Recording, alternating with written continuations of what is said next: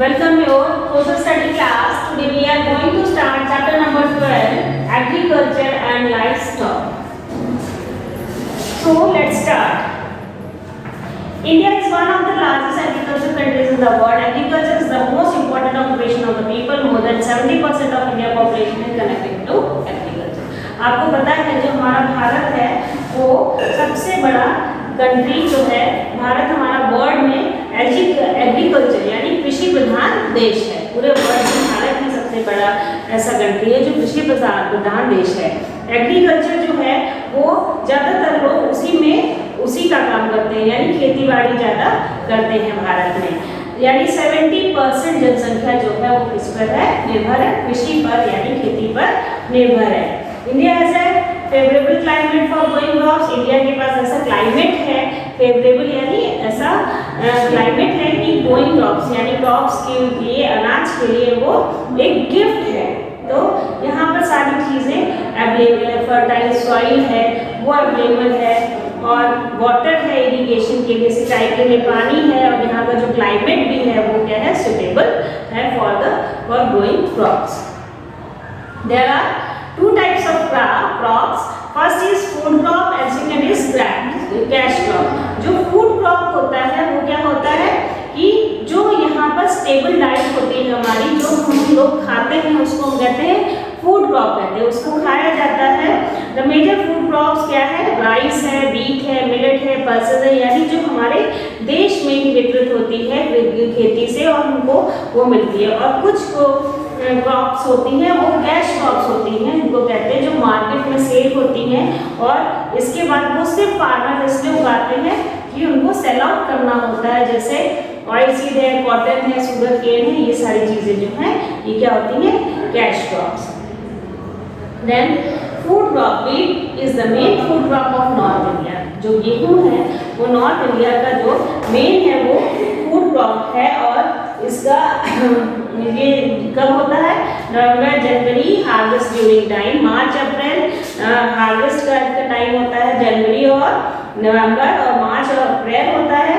The नवंबर plains of India are called wheat bowl of India. तो जो northern plains है उसको क्या कहा जाता है, गेहूं का कटोरा, यानी हमारे नॉर्दर्न प्लेन्स को गेहूं के कटोरे के नाम से भी जाना जाता है। It grows in the state of, कहाँ होता है, पंजाब में, उत्तर प्रदेश में, हरियाणा में, और मध्य प्रदेश, गुजरात एक्सेट्रा। राइस चावल है, जो चावल है वो भी इंडिया का मेन क्रॉप है। It is grown in humid climate, यानी ह्यूमिड क्लाइमेट में होता है। India is the second largest producer of rice. Bharat जो है वो सेकंड लार्जेस्ट प्रोड्यूसर है राइस का। Rice grow in places where good amount of water is available. Rice वहीं पर होता है जहाँ पर पानी का जो अमाउंट है वो बहुत अच्छा होता है। The main rice producing area कौन कौन से हैं, वेस्ट बंगाल, बिहार, उड़ीसा, असम, केरला, आंध्र प्रदेश, पंजाब, हरियाणा और तमिलनाडु। देन आता है पल्सेस। पल्सेस जो है जो रिच होती प्रोटीन, लोग कहते हैं ना कि आप दाल खाया करिए अगर प्रोटीन तो आपको चाहिए पूरा, तो जो पल्सेस हैं, दालें जो हैं वो प्रोटीन से रिच होती हैं, और ये फॉडर फॉर कैटल, यानी पल्सेस जो होती हैं वो कैटल जो है हमारे जो पशु को है उनको भी, उनके भी फूड का काम करती हैं, और ये एक लार्ज स्केल में पैदा की जाती हैं। बंगाल में gram, green gram, black gram are some of the pulses, यानी इस पल्सेस, ये सारे पल्सेस के नाम हैं। Millets are known as dry crop. जो मिलेट्स होते हैं वो ड्राई क्रॉप्स होते हैं, grown in area of Rajasthan. ये कहाँ होते हैं, ड्राई जगह पर होते हैं, राजस्थान में होते हैं, बिहार में होता है, कर्नाटक, गुजरात, और जहाँ पर रेनफॉल कम होती है यहाँ पर, जैसे ज्वार है, बाजरा है, ये सब चीज़ें क्या होते हैं, मिलेट्स होते हैं। Next is cash crop, cotton.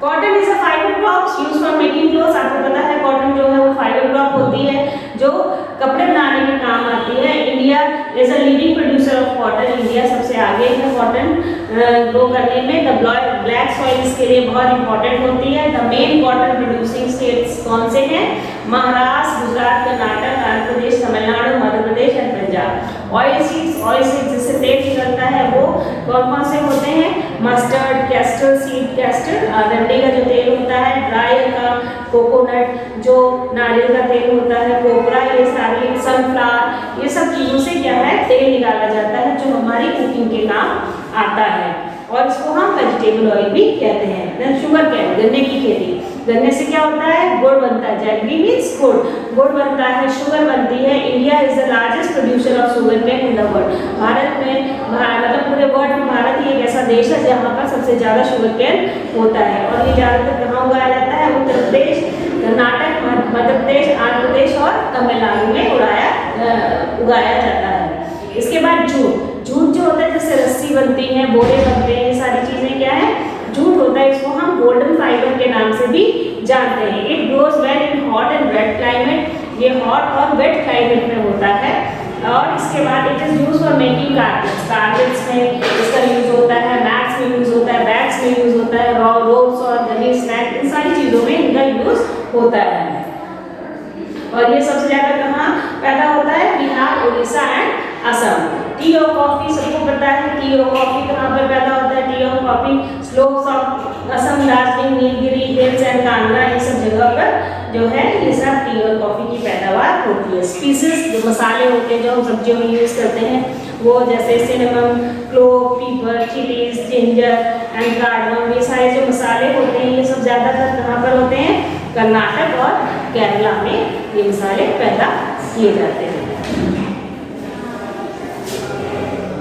Government initiative for farmers. After independence, the government has taken many initiatives for improving the increasing agriculture.